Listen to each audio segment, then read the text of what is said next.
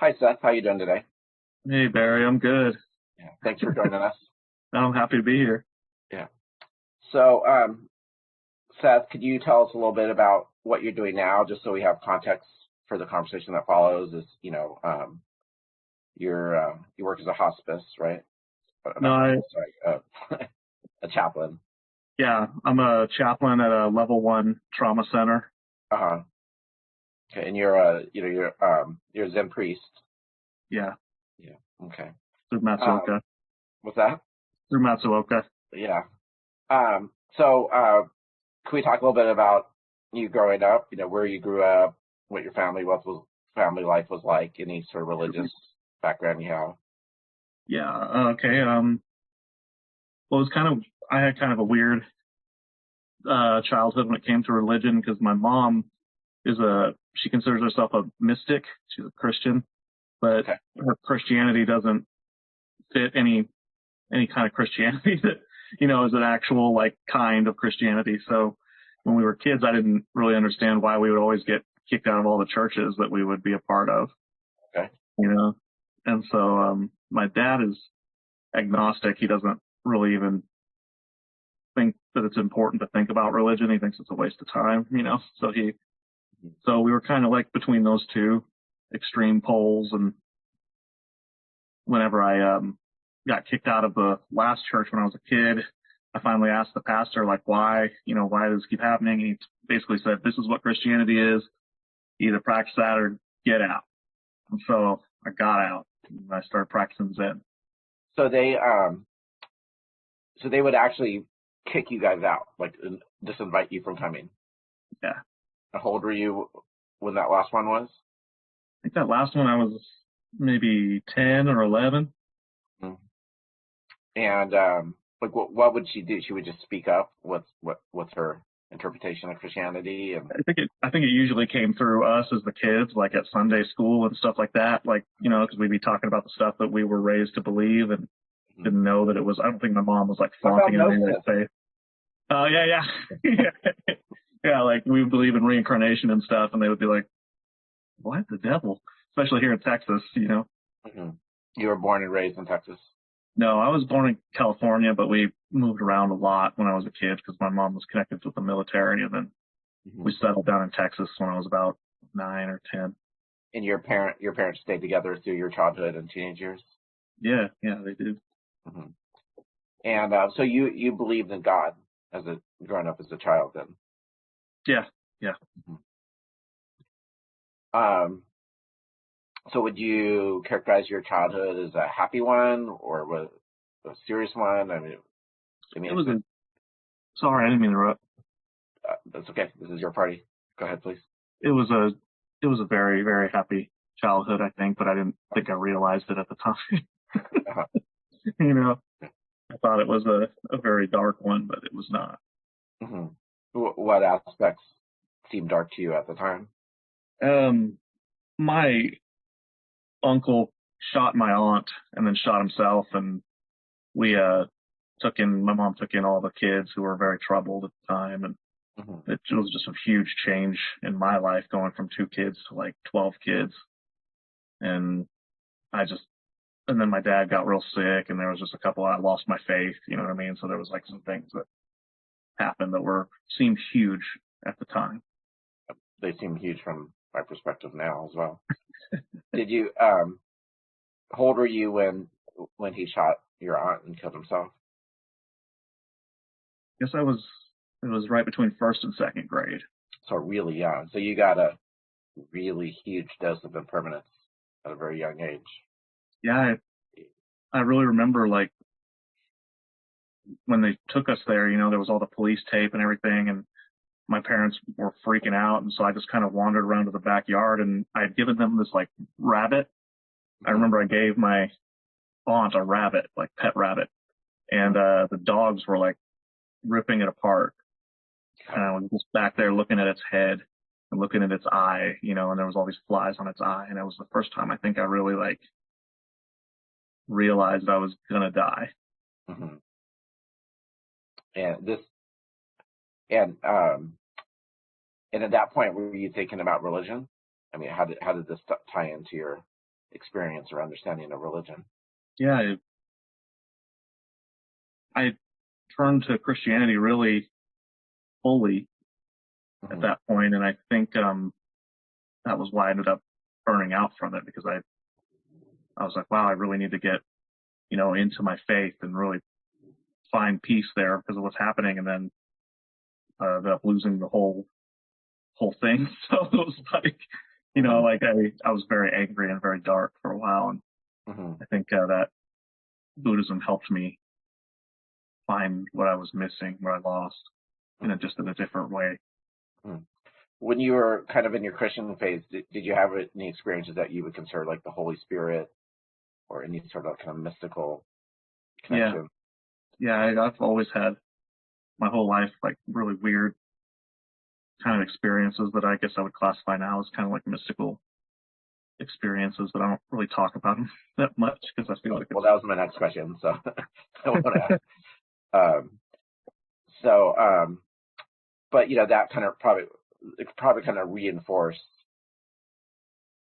just the reality of that maybe something is actually going on. Yeah.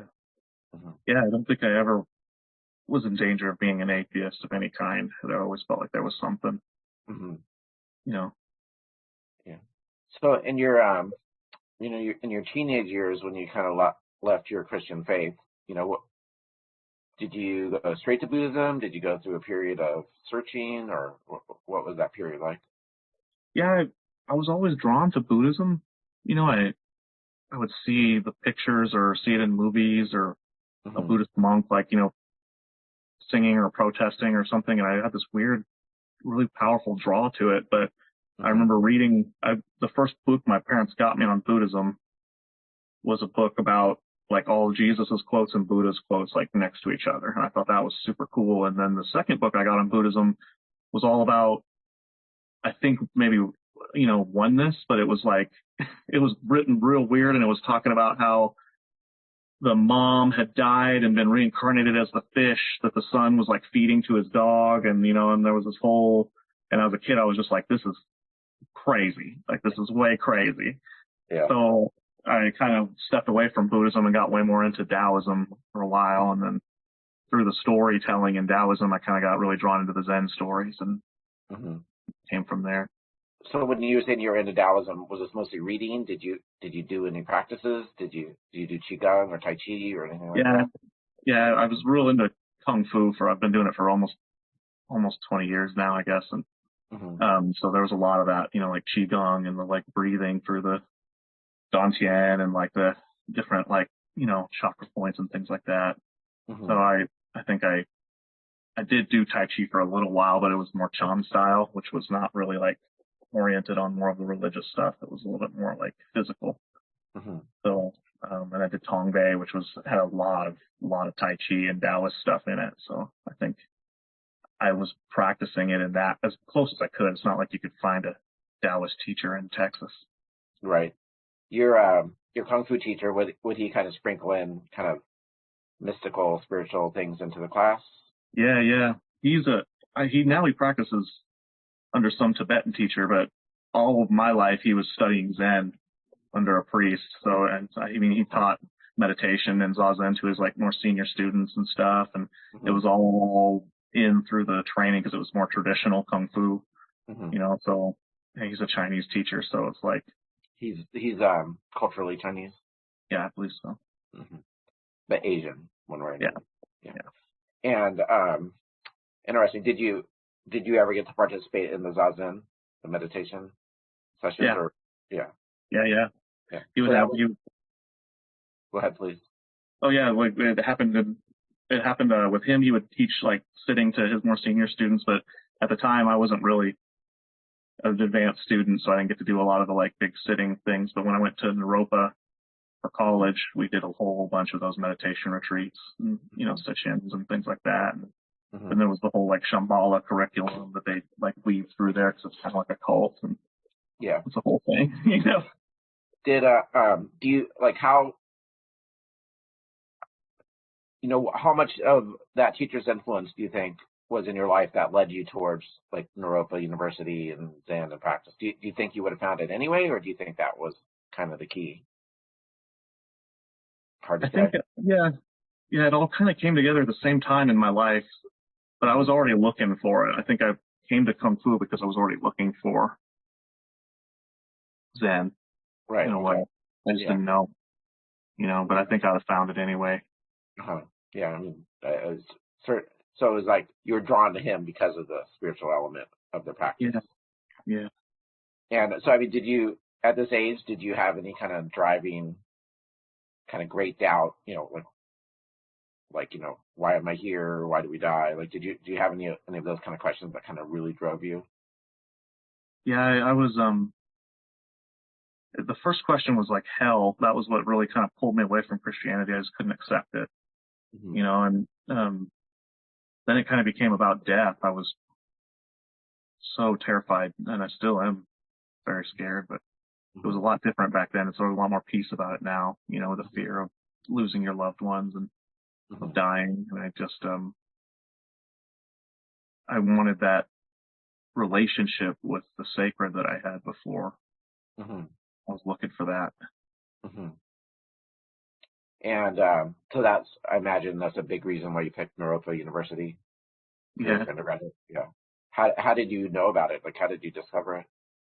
I was teaching meditation actually, like just, I'd learned like some basic stuff, and I'd kind of been doing it off and on my whole life through my mom. So I was teaching what I knew around the community, and there was a girl who was going to the class that said, hey, I heard about this school, you should check it out. And she showed it to me, and I went to the website, and I was just like, wow, this looks so cool. Because I mean, I'd been in a desert, basically. I was like the only person that even knew, I think, about Buddhism at the time, you know what I mean, that spoke English, at least in like the Tri-City area, the DFW that I was in. And it's not like it is now. It's a little bit more, you can get to places now. They have temples and things like that, and meditation centers. But back then I thought that Naropa was kind of like a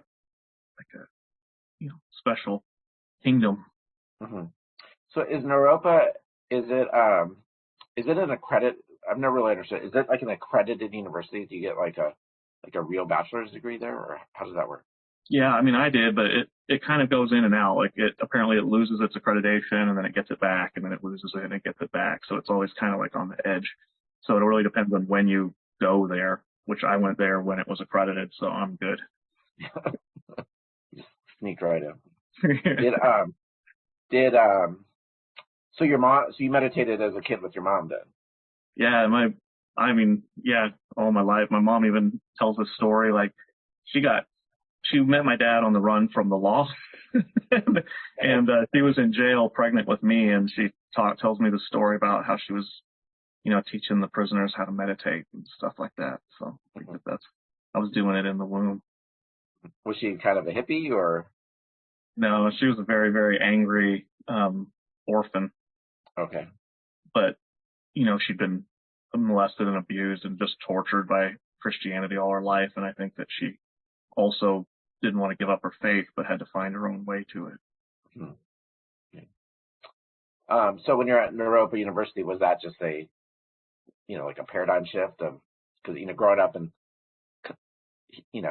conservative, was it Houston area or? Fort Worth. Dallas? Fort Worth. So growing up in like kind of conservative Fort Worth, and I imagine pretty culturally homogenous, was going to Naropa University, was that just a mind-blowing experience for you, or? Yeah, it was like freedom, I just remember people talking to me about like the Diamond Sutra on the street, just some guy talking about it, and I just started talking to him about it, and I thought, this is crazy. Like, you know what I mean? Like, I don't think anybody else in Texas that I knew, like, even knew what Buddhism was, and this guy's like having an in-depth conversation with me about the Diamond Sutra. Like, it was amazing. It was amazing. It was the first time I got to meet, Zen teachers. It was the first time I got to encounter Buddhist teachings and things like that. It was an incredible time. What town is Naropa in? Boulder, Colorado. Okay. Yeah. Okay. And so was it? So you had the regular curriculum, like math and English and all that kind of stuff. No, they don't do No, that. no, no. They had like one math class at Naropa, and I think like only one major that required it by law was the only one that took it, and they basically, I mean, made it like so easy. It was like we had classes like meditation class and traditional Eastern arts class and like Taoism class, and then there'd be like a class on each of the chakras, and then there was a class just about Chogyam Trungpa and how awesome he was, because it was kind of like a kind of culty thing going on. Right. Was he still alive at that point? No, he was. It's his students that all run it now. Yeah. And they have a lot of dysfunction that's coming out of the woodwork. It was a very interesting place. It was a very good place. Like they did a lot of good work there, and also it was very weird. Yeah. Did you so you mentioned, so was there one so you're kind of into Taoism, and then you're kind of introduced to more Buddhism there. What was there kind of one teacher or lineage or tradition that kind of really spoke to you at that point in your life? Yeah, I think it was. I really liked Ikkyu a lot. I liked the way that he. The 13th century Zen. Yeah, I like the poetry. I came to Zen through poetry, really. Like Ryokan and Ikkyu, like I would go read their poems in the mountains all the time and sit, and I just kind of really fell in love with it. I thought that at the time that Zen was sort of free of all the like religious trappings and stuff that I hated so much, but now I see that's not really so. You know what I mean? It was a very romantic period for me. Yeah. Yeah, I remember my first time going to San Francisco Zen Center, just being like, "What? This does not meet my expectations at all." So you said you mentioned you met like a Zen teacher there. Do you remember which one it was? Oh my goodness, it was a student of oh my gosh, yeah, it's right on the tip of my tongue. I actually know this. Richard Baker has a center out there, right? I went to go see Richard Baker, and I was turned away. Really?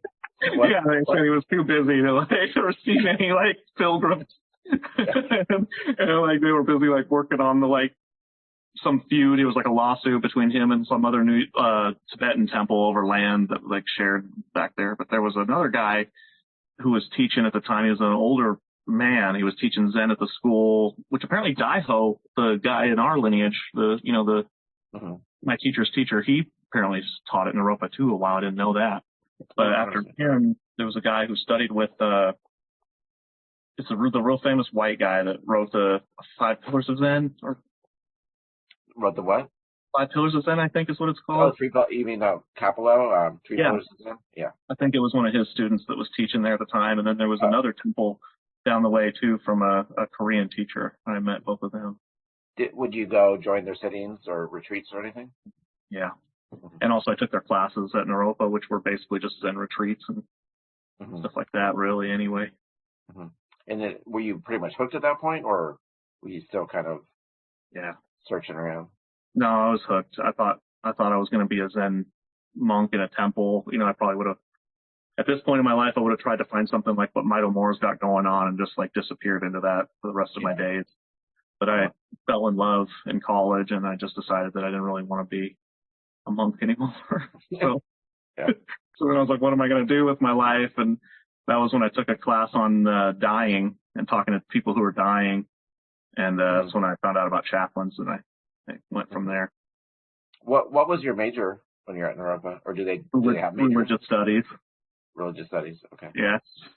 Yeah. And what about that class kind of hooked you on the subject? Like what resonated there? I think I was like, wow, that's something that I can do that's not all the way going into being like a celibate, sealed away cloistered monk, and I could still practice Zen. But I think the main reason I went there is because I was still really, really struggling with the whole thing of death.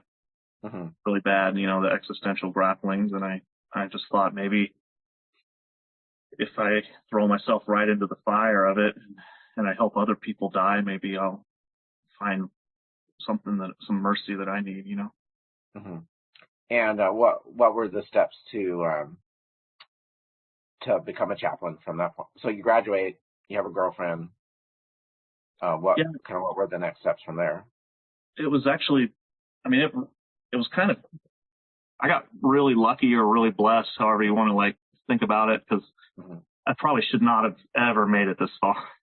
But I think it was helped by the fact that I went back to DFW, Fort Worth, where again, there was no Buddhism at all. So whatever I told people Buddhism was, that was Buddhism as far as, you know, the Baptist preachers were concerned. They didn't understand or care. And so like there was no competition. There was no, you know, I was pretty much like a multi-religion type hire. You know, they were like, oh, wow, we can have somebody who's not just a Baptist preacher on staff. That makes us look really good. So you didn't have any chaplain training, like formal? Oh, I had a lot. Yeah. That's even to get into the program is what I'm kind of talking about. Like you're supposed to have to go for a Master's of Divinity, which is 3 years before you can even try to get into CPE. Like, and everybody kept telling me, all the chaplains that I would ask would say, you know, unless you get that, you're dead at the door. You know what I mean? But I just thought, well, I'll give it a shot. And I was training with Shoji at the time to be a priest. And I just, I lied and said I was already a novice priest when I wasn't one yet. It was like I still had like another 6 months of training and for that. And, they let me into CPE. So you connected with Shoji, who's our, you know, for people watching this, is our, you know, both of our teachers. So you connected with him prior to starting the chaplaincy training? Yeah, I did actually. How did you meet Shoji? On Facebook, I imagine? Yeah, I had been made the moderator of like a Zen poetry group, and Shoji would go on there and just piss people off all the time and do what he does, you know? And I think he pissed me off too at one point. Like I was like, who the heck is this guy, you know? And then one of the other moderators started studying under Shoji and ended up being his first student, and he kind of pulled me in. I see. And what was what was that training like initially for you? Well, I was trying to decide. First, I found out, okay, so I can train online, which is pretty great. And there was at the time, nobody was doing that. Like every teacher I talked to always said, no, there's like this energetic exchange that happens between master and student. So teaching online is, you know, lies. But then that was before COVID when everybody started doing it now miraculously. Right. And so I found the only 2 online teachers that were there was Shoji and Free Leaf with, you said you already did an interview with him, right, Jundo? Yeah. I'm going to do one later, yeah, Jundo. So I was kind of picking between the 2 of those, and I just ended up going with Shoji because I kind of liked him in the initial interview. Yeah. And can you talk a little bit about your training with him, what that was like? Yeah, it was, we would meet for Dokusan online every week, and I had reading assignments, kind of like he modeled it after a master's program or a doctorate program because that's what he was most familiar with in his academic studies. So we had all these books to read, and then we would have to discuss our understanding of it, you know, and then we would go through the sutras and we'd go through the teachings, and then I had to fly out there to his little temple monastery house and, you know, do the sessions and things like that and do the work around the garden. He has a Japanese garden that we would work in and stuff for our working meditation and Sanbo and stuff. Yeah. So you had an interesting experience during one of those sessions. Are you open to talking about it, or? You talking about the last one, the one where I kind of feel like I had a pretty crazy experience? Yeah. I mean, you've alluded it to me, but I've never actually heard the details. And some people don't like to talk about it. And if you don't want to, I totally respect that. Well, it's okay, I guess. I was working in the garden with Shoji, and I'd been there for, I don't know, 10, 20 days, something like that. Just, it was like an extended, you know, just sitting and training with him every day. And I just was out sitting in the garden. I'd been sitting a lot that day, and the sun was almost coming down over the mountain. So it was like everything was kind of gold. And it just felt like everything got real quiet, and this dragonfly like just kind of came and landed like right in front of me, and like when its feet touched down on the rock, it was like that hole inside of me that had been there since I think I lost Jesus. You know, that hole that I had kind of even forgotten was there almost. I just kind of thought it was just who I was, but it just went away. Beautiful. And it was just went away and everything was quiet. Like I was like aware of everything, but I don't remember any thoughts. I don't remember thinking. And there wasn't any problems, which was huge for me because I have so much anxiety and depression, you know? Yeah. You know, so my own experience working with Shoji was, you know, the way the way that we worked well together was, you know, I was very much kind of stuck in kind of past mystical experiences, and he was really good at just, you know, how do I even articulate it? Like, you know, just grounding me, you know what I mean? Like, and a lot of it was just his energy, but I mean, there's a huge before and after in my life, you know, kind of that process with him. Does that resonate with you at all? Did you? Oh yeah, absolutely. Yeah. Yeah. So you're working with John Shoji, and so you applied for this. So, you know, in the Clear Mind Zen order, you're, you know, part of your priest training is that you kind of do some like Dharma service, you know, kind of religious or spiritual service. So was that the chaplaincy for you? Yeah, Shoji said that would count, but he said that I would never get in. Okay. He said I shouldn't even waste my time. But I applied into the CPE program and they let me in, and it was really crazy. It was like Socratic method. So they just were like, you know, go out and talk to this dying person and then come back and tell us how you failed, and we'll analyze that, and you'll fail a little less next time. Could you talk in general, like what? So, like, were you just thrown to the wolves directly into a clinical situation? Was there classroom work that led up to it first? Was there what is the? Can you talk a little bit about the process of becoming a chaplain? Yeah, it's like when people kind of ask me how to do it, like the first thing I tell them is that the interview process is not like other interview processes for like CPE. They want to know if you have the capacity to step outside of your own faith and your own beliefs and engage someone else's. So they immediately from the very beginning start trying to just like break you down. And people freak out in those interviews because I was a part of those interviews later on in my career. Like it's really intense. And then once you're in the training, it's just a process of just grinding you against every other person in the group who has all their own, you know, theology and things like that. And then you're just literally sent out. They don't give you any like, you know, this is what you do. It's just like, here you go. Here's this person who is in horrible agony, or here's this person who's having the worst day of their entire life. And here's this person who lost their kid. Here's this person who, you know, dropped their baby. Here's this person who did this horrible, unspeakable tragedy.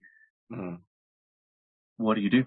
And then they make you write these things called verbatims, which are just like basically a conversation about what happened, and then they analyze them. Sorry to interrupt real quick. Were these hypotheticals they would give you, or would you actually go see patients like that? No, real people.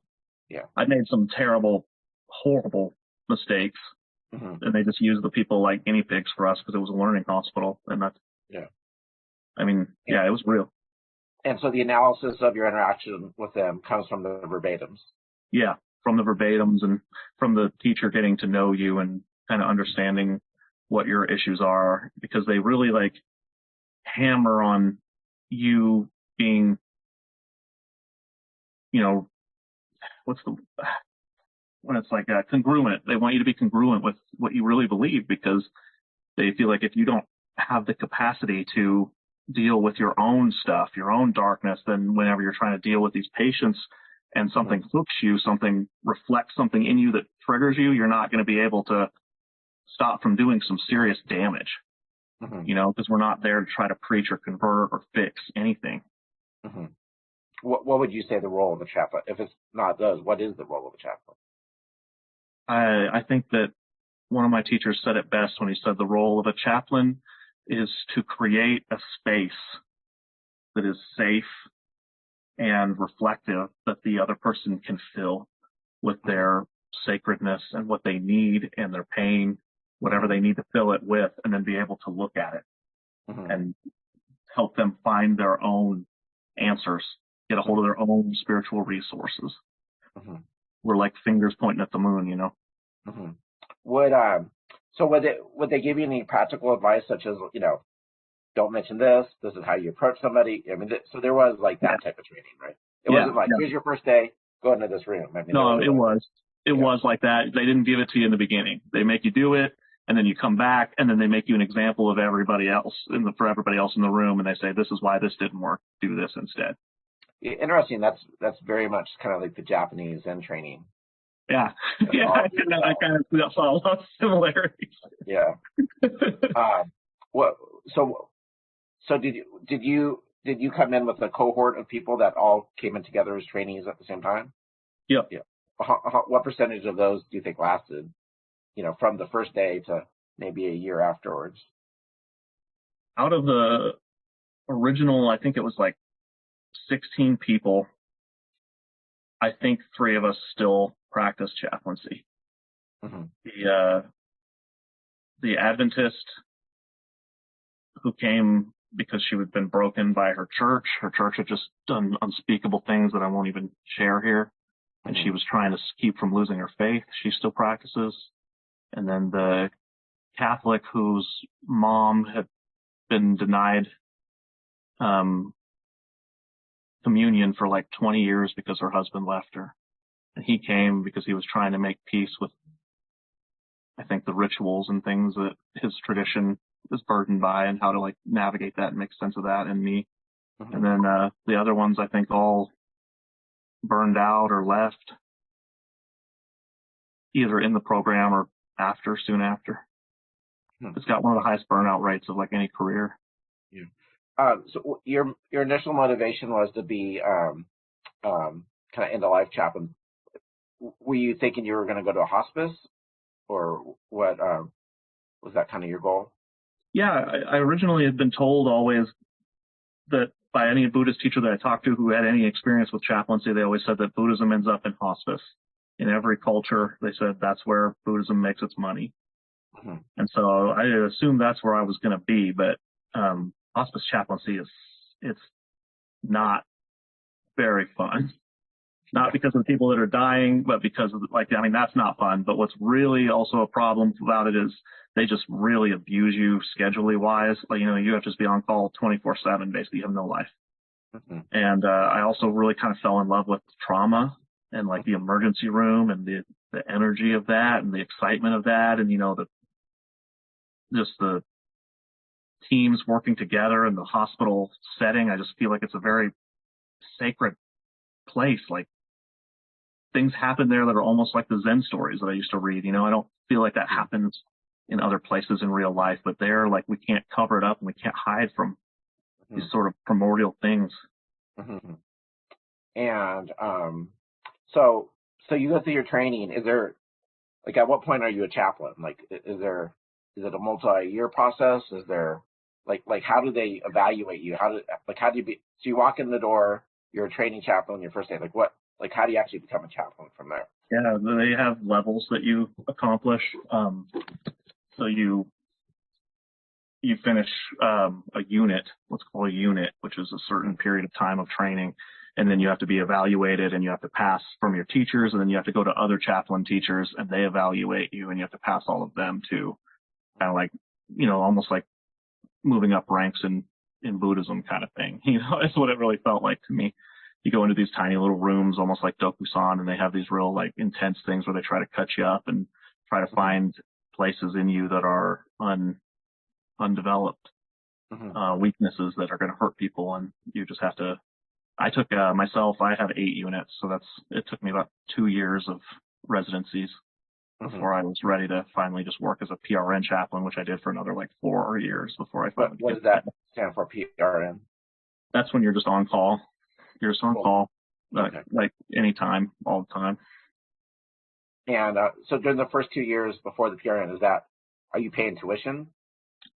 They pay you a real tiny stipend, which for me was still more money than I'd ever made. So I was happy, but all the other chaplains were miserable, like saying that they just couldn't afford anything anymore. And you have a small stipend, and you work off of that, and you work like 70 hours a week or something crazy. Mm-hmm. Yeah. So there's no tuition. It's just you give your time and you get the yeah, kind of like residency. Is that the typical chaplain training experience that people have? Regardless of geographical location. I mean, Other than that, they would have a Master's of Divinity and all that. They would go to seminary. Other than that, that's the route to becoming a chaplain is through CPE. And what does that stand for? Certified Clinical Pastoral Education. Okay. It's all through Christian terms, like I think I told you before. Like it's like Buddhism doesn't really have a presence there yet, so you have to translate everything for Christian language. Did you, so the first couple of days when you started that training, did you have any second thoughts or did it just feel right? Like, this is what I meant to do? Or were you like, this is not what I expected? What the hell did I sign up for? Or both? I took to it like a fish in water, man. I'm a kind of a intense person. I need like that kind of intense stuff in my life, or I start feeding in on myself, I think, and tearing my own self apart. Yeah. And I just loved it. I loved it. It was like, this was the first time I really felt like I could practice the art of chaplaincy, and I wanted to get better. I wanted to have more skill in it. I wanted more knowledge, and I'm not usually like that with things. Mm-hmm. Cool. And did you have any memorable early patients that you might be able to kind of share some stories about? Yeah. I've been writing about them in my book, and I remember one of the first ones I wrote was about this pastor. He was a pastor who had gotten dementia. He'd been a pastor for like 60 years or something. He was an old man, and he was in the ER, and I was talking to him before we had figured out who he was, and he was just going on these beautiful, beautiful, monologues about God and about life and love, but it was also jumbled and didn't make any sense. It was just like non sequiturs. But I just listened to that like in awe until I finally met his daughter, and she explained like what was going on. And there was another lady that I think I talked about in my Dharma talk the other day, where it was she was an unrepentant child molester, and because of the abuse that's happened in the history of my family, that was something that was very triggering to me, and that was a big moment for me, because I remember having to step out in the hallway for a moment, and I had to decide if I was going to have compassion for this person or not, if I was going to really stick to what I believe, that everyone needs help and everyone's suffering. And I was able to do that. And I think that's a thing that a lot of people leave chaplaincy for. They can't do that for somebody that represents their demons. Yeah. Would you, so you're a Buddhist chaplain in a kind of a Christian context. When you walk in a room, do they just assume you're like a Christian preacher, right? Yeah, they think I'm either Baptist or whatever the one, Pentecostal. I don't know why. You kind of have that fire and brimstone energy. I'm just kidding. Do they ever ask you, like, what denomination are you? Yeah, I get to ask that a lot, and I'll usually just say I'm non-denominational. I don't really want to deal with it because it's just a hurdle to care.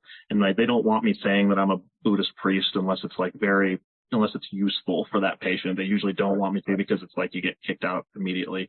Has that happened? Oh my God, so many times, man, so many times. And I had to learn that early on, because I was insistent. I was like, no, I'm going to be who I am, and I'm going to, help these people. And no, actually, they're going to think that you put the devil in them because you laid your hands on them and you prayed and you were not in the spirit of Christ. And like Texas is Texas. Yeah, right. So taking a step back, like, what is the actual, like, in a hospital setting like you're in, what is the role of a chaplain? What does a chaplain actually do? We have a couple things that are kind of our main responsibility. Like, for one, we work the morgue, which doesn't really make any sense, but it's kind of a really old thing from when the churches and the graveyards were one thing. And so they want the chaplain being the one that puts the bodies in the morgue and removes the bodies and gives them to the funeral home. They don't want anybody else handling the dead. Not from the room to the morgue, Right. but the morgue to the Right. funeral home. Or, Well, we go to the room because we're supposed to be there at every death. We show up at the death. You know what I mean? And if the person is dying, it's our job to be with them while they're dying. It's our job to then also be with the family after they've died, and then to be with the body as it comes down to the morgue, put it in the morgue, release it to the funeral home and all that. mm-hmm. We're also there for trauma support, you know, whenever something is crazy going on. We're there to de-escalate situations because people treat chaplains different. Like even when they're so angry and threatening to murder somebody and, you know, banging and throwing chairs and they're freaking out, lost in grief or rage, but then you say, I'm the chaplain, and they kind of, it's a different, you know what I mean? Like a different hat. Even if the next minute they're going back into it, like when they're talking to you, that mm-hmm. for some reason pulls people out of it enough that you can kind of de-escalate things sometimes. Mm-hmm. So if there's some sort of drama or tension, they'll say, you know, bring a chaplain. Yeah. How does your work get assigned? Is there like chief chaplain that assigns you patients, or how? We have floors. We have floors assigned to us, and then like depending on how many chaplains are there, is how much of this hospital, how much of the pie of the hospital is yours to manage at that point. Mm-hmm. You know, and so sometimes you're the only one, and you're just running from fire to fire in the whole hospital. Mm-hmm. What percentage of the time do people ask you to pray for them? Yeah, I think that was interesting because, you know, Josh Pashkowitz is he's real trained in clinical pastoral education too, but he said that people don't really ask him to pray that much. But I get asked, maybe it's because of where I'm from, like in this area, I get asked almost every visit. Mm-hmm. And a lot of times that's all that you want. They don't even want to talk to you. They just want you to be a prayer machine and then get out. Is it a silent prayer, or is it something you intone? No, you pray out loud, which was a whole thing I had to kind of learn to get comfortable with and work with. Mm-hmm. And it's weird. Kind of like a set toolkit of prayers that you use. Yeah. I've learned a lot from the other Christian chaplains, and I think the thing that a lot of pastors do is they kind of have like a couple of sentences that they string together pretty frequently, and it's almost like rappers, you know what I mean? Like they have this thing where they pray and then they tailor in the stuff that they're supposed to tailor in, and then they go back into the, like, you know, and it ties to this and this and this, and then you have your prayer, and nobody knows the difference. Jesus loved you, and you got a broken arm, and yeah. You always got to say thank you to God. You know what I mean? For something in there, you got to put that in. You got to say Jesus' name at the end. Like there's the different like landmarks. Mm-hmm. So when you're dealing with patients that are kind of facing life and death situations, do you see a huge variance in how people face that stark reality, or do you see some kind of patterns that most people go through? Can you talk a little bit about that? Yeah, I think there's definitely some things that seem to be almost basic, like for all humans, and even then there always are exceptions to the rules, though. They're very interesting when you see that, but mm-hmm. I would say there's a huge variance between, and it's not what you think either. It's not just the people that are very, very religious that are at peace. That does help them, the ones that are super orthodox religious. Mm-hmm. But it's really, a lot of times I find that they're actually just not allowed to show that they're afraid, but they're still afraid. Mm-hmm. Or they're still struggling, or they're still in pain. They just don't let themselves show it. Mm-hmm. And then you have other people on the other end that have no faith at all, but sometimes they have like just a peace that they can't even explain that just comes over them, you know? Mm-hmm. I think that's a real thing that the Christians talk about the gift of peace at the end. Some people just get it, and some people don't, and I don't know why. I've long wondered if awakening is kind of a manifestation of that you kind of artificially create, in that whatever that kind of neurological or, you know, dynamic that allows you to have that peace is something you can kind of like access early when you're not actually kind of needing it, so to speak. Yeah, it's like practice. Yeah, I think so too. Yeah. So what would you say you've learned from people, like learned from your patients? I've definitely learned that grief comes in waves. Mm-hmm. I've learned that a place like a hospital or an emergency setting really wants you to go into your future.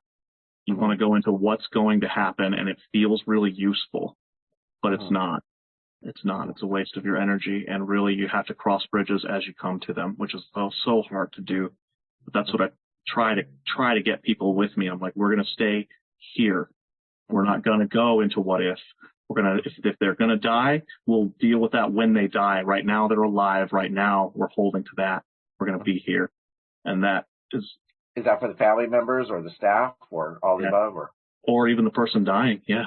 Whatever's going on. It's like fear needs the future. Mm-hmm. How often do you find yourself being support for the staff themselves? Yeah. I mean, probably every day, every single day. We especially focus on the staff at the level 1 hospitals because they just nobody works at the community hospital for money. You know what I mean? Like the people that are working there are doing it because they really care. And there's some really just monstrous things that happen there every single day, and they're just in it all the time. Mm-hmm. And then Matt, you hear doctors talk about compassion fatigue. Have you? Yeah. Do you think you encountered that at all? Yeah. Yeah, I think I'm kind of going through it a little right now because I've had a real rough couple of weeks, and it's like it hits you, you really it gets to you, and you gotta work through it and wash it off again and again and again. Find self-care because if you don't, you burn out. And we just had a chaplain just burn out just the other day. And left? Yeah, they left in a blaze of fire, basically. It wasn't good. Mm-hmm. Yeah. Do you see yourself sticking with it for a while? I hope so. I don't know what else I'm going to do with my life. Yeah. So are there? So you told me the story of the homeless guy who was kind of beat up by the gangs and stuff, but seemed to have a wisdom. Could you talk a little bit about that guy? I thought it was fascinating.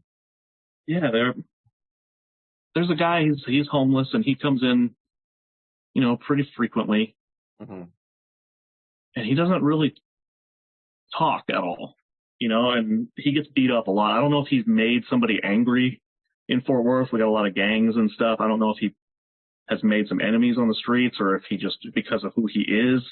I don't know why he gets so savagely beaten, but they beat him, and they broke his leg last time, and he doesn't ever carry any hatred or any blame.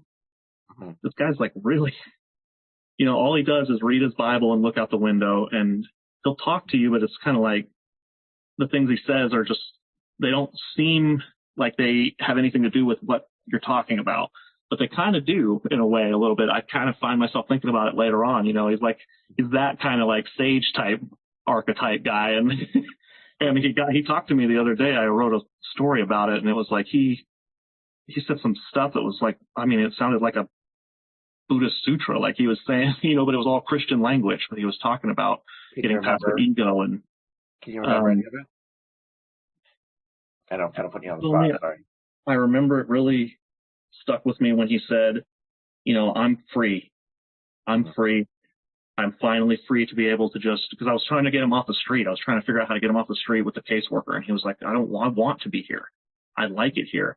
He seems educated too. When this guy talks to you, he's got he knows what he's saying. You know what I mean? I feel like this guy has got at least some kind of education, but he says, I want to be here. I want to be on the street because I'm free. Like he's like, I gave up all my possessions and everything became so clear, and I don't have to do things for myself anymore, for my ego and for my needs. Like I can just finally follow what Jesus said and give up all my possessions and follow him, and I can help people. I help people every day. And I said, man, I'm kind of in that business. Like I'm trying to get free too. It's really hard, like, that's tough business, And he said, well, you're never going to be free like me until you die because he was like, you've got bills and you've got a family and you've got a reputation and you've got all these things that you have to keep up in the community. And I don't have any of that. Are you familiar with Ryokan? Is that how you say it? Ryokan? The Japanese, 17th century Japanese priest. Yeah. How he, so he got Dharma Transmission, and they tried to make him a teacher, and he disappeared in the middle of the night. He's like, he just lived as a beggar. It kind of reminds me of that guy. Yeah. Yeah. Yeah. With the moons, he's the one with the moon story, right? That he couldn't give the guy the moon. Exactly. Yeah. Right. Yeah. Yeah, he reminds me of that guy too. Yeah, and the one story with him, where one of his disciples found him and says, "I'm going to stay with you, Master." And he's like, "All right, but you have to do everything I do." It's like, "All right."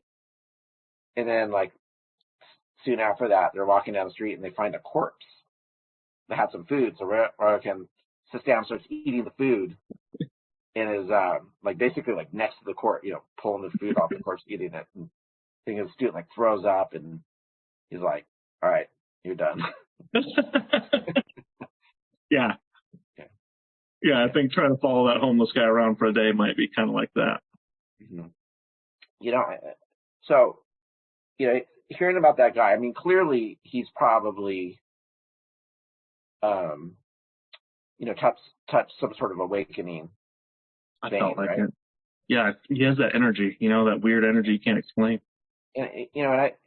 And sometimes I think Zen might be unique in the entire world of spiritual disciplines that's really focuses on taking that freedom and non-duality and kind of integrating it with life. Kind of the form is emptiness is form type of thing. And I wonder, if this, I mean, obviously it probably won't happen, but that's probably what he needs.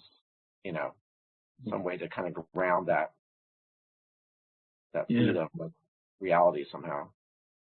I feel like I always think about when the Dalai Lama turned those people away and said, you shouldn't be a Buddhist. You should go back and be a good Christian if you want to really study Buddhism. Mm-hmm. I don't feel like that guy would get anything out of Buddhism. And I don't feel like it's not because Buddhism is important. I get what you're saying. I think that has something that he could benefit from, but I don't think his language is that. Yeah, I meant definitely I don't think, be here, go to the session, here's this I mean, I'm just wondering, I was just drawing a contrast, what kind of makes Zen kind of cool is that it kind of has that, has that dynamic of the path. I think it would. I think if he was open to that, I think he would find a lot. I think you're right, man. Mm-hmm. So another story you talked about was the girl who's eating the glass. Yeah. Could you talk a little bit about that? And then I know you were kind of facing a dilemma because you were asked to give some advice on what to do with her. Can you talk a little bit about that one?